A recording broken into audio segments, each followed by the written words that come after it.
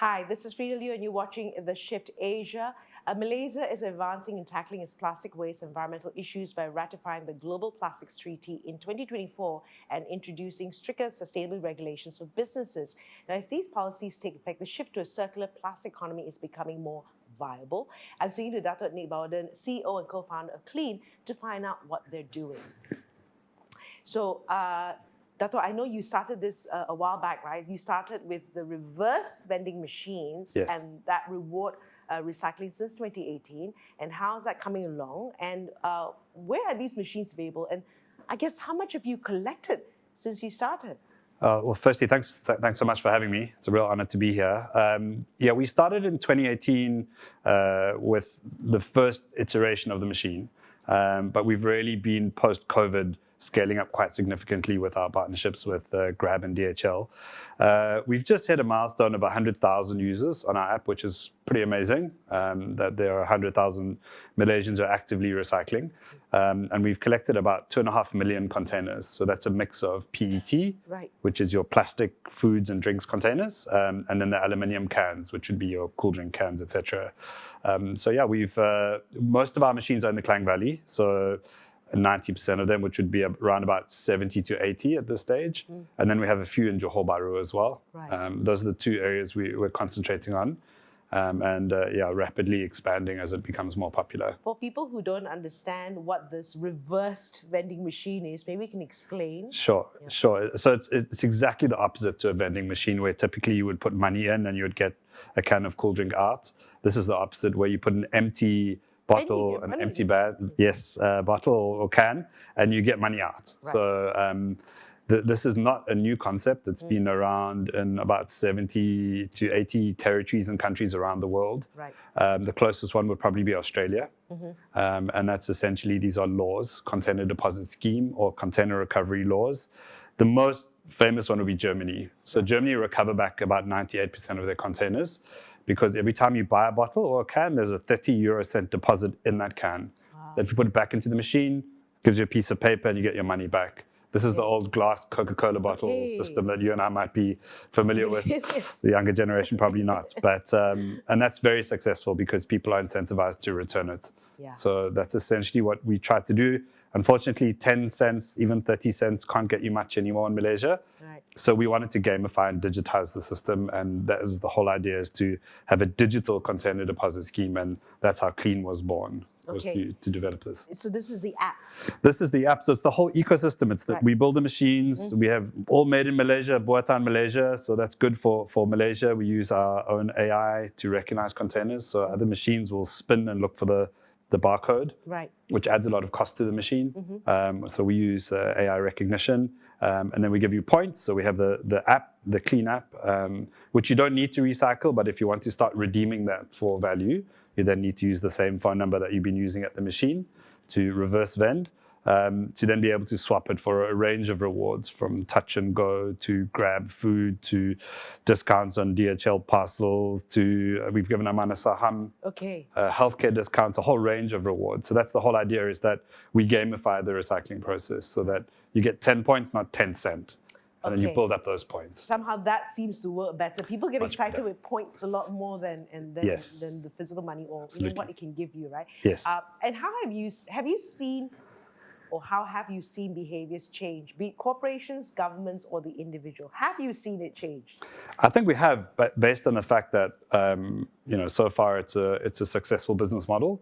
We're going into our third year with DHL, our second year with Grab, as major kind of corporate partners. And the thing is, for the corporate partners, is that we also have a dashboard. So each machine gathers back valuable ESG data from every single machine, and that's in the form of a dashboard. So our partners that wrap the machines up, so it's kind of like a wrapping opportunity. They brand the machines, and we put them in high footfall locations in shopping centers, universities, schools, train stations, petrol stations, that they get back this data. So how many people are recycling, some socioeconomic data around that, what are they putting in, and what that translates into a carbon offset. So that's really important, so that when they talk about ESG reporting, especially for public listed companies, which is a requirement of Bursa, is not just an AI generated report that has a lot of words but very little impact. This is an actual impactful ESG kind of investment that gets back useful data for reporting. Right. And how have you been working with these corporate partners and local governments on extended producer responsibility, or EPR? Well, we've been trying hard, to be honest, but it's the problem is there's really no requirement at this stage in Malaysia. So for us, we really are trying to work with companies that make a lot of money from sucking water out the ground, putting it into a plastic bottle and selling it. Some of them are listed companies in Malaysia, but do very little to get them back. And that's the concept of extended producer responsibility, that it's not, you can't just make money from selling these bottles without having some form of mechanism to get these bottles back, because those essentially are the ones that end up on the beaches. And you just have to go to the East Coast or any beach in Malaysia, and it's horrifying. It's not just Malaysian plastic bottles, but there's ASEAN bottles. And that's why Indonesia, Malaysia, Thailand, Philippines, Vietnam, half the world's ocean plastic are just those 5 countries. Right. So we're trying to say, look, you need to develop a system to recover back.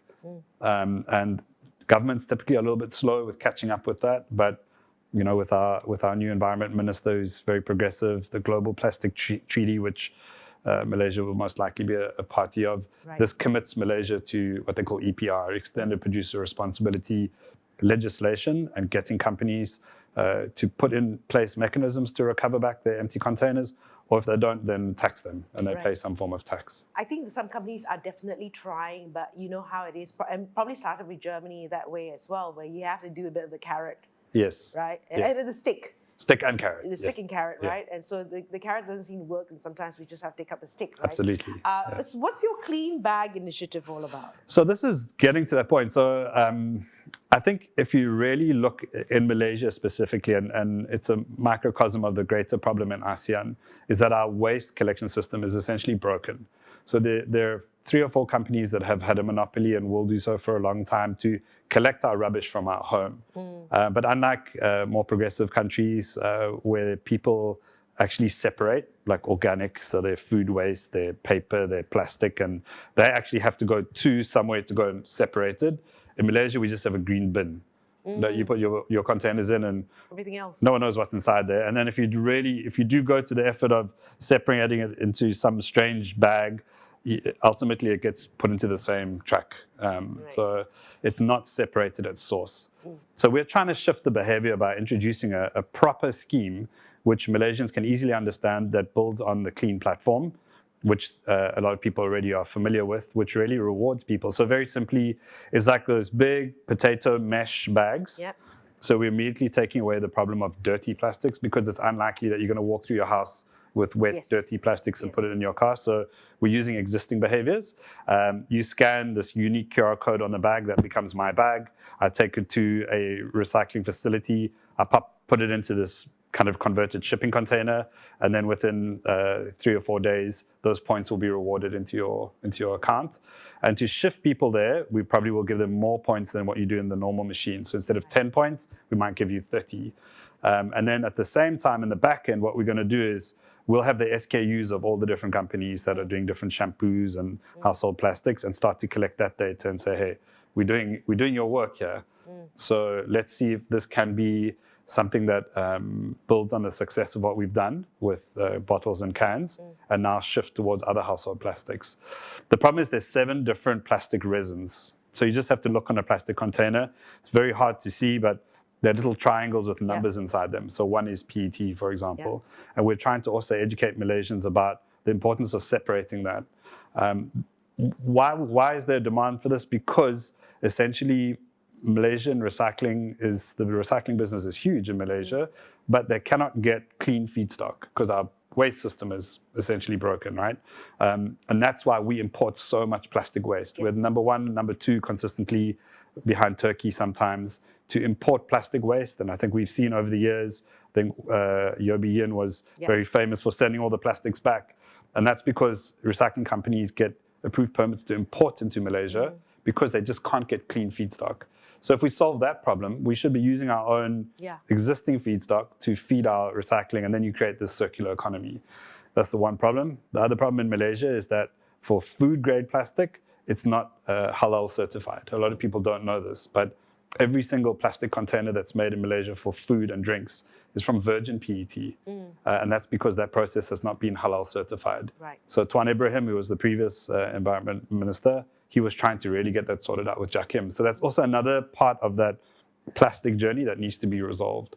So that's halal certified. Okay, there's a lot of things. It's complicated, yeah. It is, right? I mean, I guess one step at a time, right? Yeah. What's the company's vision for scaling recycling initiatives in Malaysia and promoting a circular economy across Southeast Asia? What's your vision? So I think Malaysia is so well kind of positioned for pilots. So essentially, they say you pilot in Malaysia, you scale commercially into Singapore and then into Indonesia. So we have a very strong startup ecosystem in Malaysia, with the likes of Magic, which is now Meranti, and a lot of the grants that are out there. So we feel that this is a great place to pilot, and then once we prove it here, then to scale into other countries. So we have enough of a problem here to fix first. But if we can solve this here and we can show that we can nudge behavior with this reward system, and then simultaneously, the ASEAN governments are catching up with this EPR legislation, which is probably about 10 years behind, then that stick matches the carrot, as you mentioned earlier, that we can make this a rewarding thing as opposed to people feel like they're going to get fined and all these things. In fact, there is legislation that will fine you for not separating in Malaysia, but no one really kind of has been fined before for not separating your plastic at home. So we want to concentrate on this being something that becomes part of our DNA as Malaysians. We change the culture, and our behaviors change. We go to schools and work with schools programs.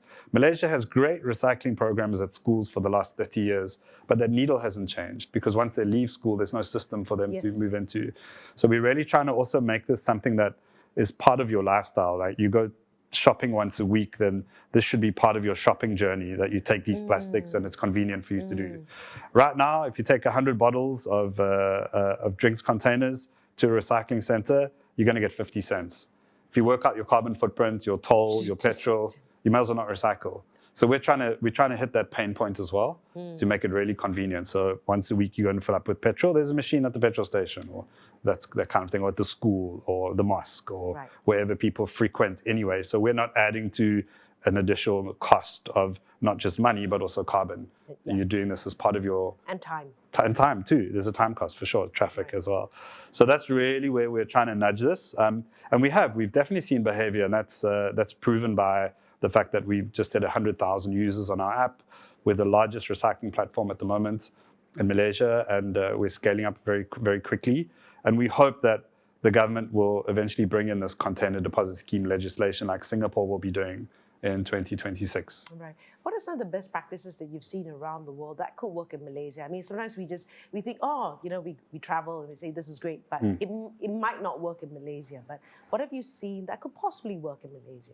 Well, that's how kind of I stumbled into this concept of reverse vending machines. I was running the Berlin Marathon and I was half dead at the Brandenburg Gate at the end. It was a hot day and I was drinking obviously lots of water from water bottles, and these very well-dressed men were coming around, German men, collecting all my bottles. I'm like, what are you doing? He's like, we make lots of money from this. And that's where I realized at the back of every kind of 7-Eleven convenience store are these machines where they put their containers in and they get the cash back. And that's where the idea was, this might not work in a Malaysian setting. So let's shift it. Let's bring it to the front. Let's make this a wrapping opportunity, an ESG opportunity to get back data. And that consistently is the only way that we can see internationally where countries can get above 80% in terms of recovery rates of those containers. Of course, they then need to be recycled, but at least getting them back so they don't end up in the sea or on landfill or in the ocean. Right. That by far is really the only workable solution, and that has to be a law. So Malaysia has to shift towards that as a serious way for consumers to be able to be a part of that, and not just tax the industry, because that's just going to end up in inflation and more expensive products. Right. It's got to be all-encompassing with everybody involved, right? And how do you envision the future of sustainable waste management in Malaysia and the broader region? And what role will Klean play in leading that transformation? So I think the whole waste system needs to be disrupted. I mean, taxis, right? We all had to catch taxis, and sometimes they wouldn't press the taxi button and charge you some terrible price to get from, all the stories, KLCC 50 ringgit from the Twin Towers to the KL Tower, and tourists were being ripped off. And then, Uber and then Grab came along, and that disrupted that. And now you hardly see a taxi. So the gig economy, I suppose, too. We need to disrupt the way waste is handled. Okay. We need to break up those concepts of paying companies based on the amount of waste that they collect, which is the current business model. They weigh those trucks and they're like, great, we'll pay you this amount of money, and completely take a relook at those contracts and go, they need to start to separate. And in order to separate, we need to change the behavior. So we should be less reliant on someone collecting rubbish from our house, and we should be incentivized to actually be the ones that separate it and put it into a system that actually takes it and recycles it. Whereas that's the broken part of the system, is the waste management. And we're hoping that we can disrupt that. We can prove that there are better alternatives, so that eventually whatever is in your household rubbish bin is organic waste. And now there's great opportunities to take organic waste, turning it into fertilizer or biofuels and a whole bunch of other stuff that you can do with that, so that we take out the inorganic component and provide better feedstock for an existing ecosystem. So we need to disrupt that. And that's essentially, we might do that on a relatively small scale with what we're doing, but say, look, he has an opportunity to work with waste management companies to change this, because it's going to help them. It's going to reduce their cost of their rolling stock and fuel and all that. So hopefully that's where it will go. And then constantly innovating. Vapes, for example, single-use vapes in the UK will be banned in June 2025. And there are enough vapes to power 5,000 EVs. And those are all thrown away as batteries. So also that type of thing as well, collecting back and constantly looking at circular economy opportunities and to use innovation to drive that. That's really where we think that there is a great opportunity here to do that. We won't solve all the problems, but definitely use innovation to drive change. Right. And drive and disrupt change. Thanks, Dato, for being here. Thank you very much. And of course, you've been watching The Shift Asia.